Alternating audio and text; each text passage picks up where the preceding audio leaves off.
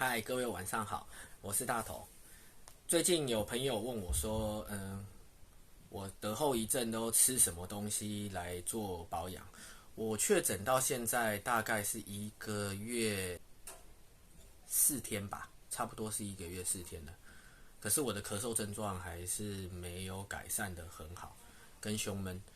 在这一段时间内，我有去那个中医师那边，就是看诊拿那个中药，它就是清肺止咳的中药，我有定时在吃。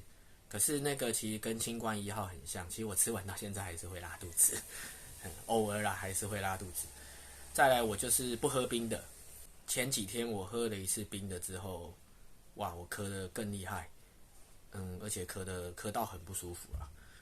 所以冰的不要喝，尽量喝温热水，然后可以泡无糖加柠檬来喝，这个止咳效果也不太差。不然再来就是买那个川配枇杷膏，川配枇杷膏的效果也挺好的。这些东西我都有轮着在吃。然后我现在每天早上起来，我还是喝一颗维他命 C，跟喝一大瓶水。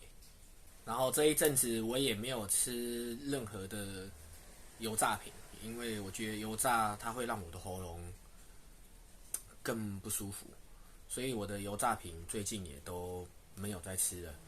辛辣的食物也吃比较少，因为辛辣的食物如果刺激到喉咙的话，你反而会让喉咙的会让你咳得更加的不舒服。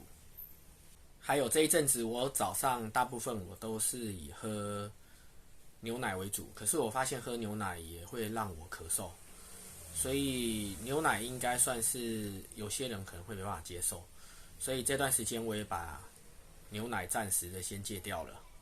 后遗症的问题，我有询问过我的同事，他们现在确诊也有的是1个多月了，然后他们咳嗽的症状也已经舒缓很多了，所以在我觉得应该是你确诊后大概1个多月至2个月，你的咳嗽应该会得到改善。我跟刚开始确诊完大概十几天的时候，我咳嗽也是非常非常严重。当然，我跟那个时候比，我也是改善很多了。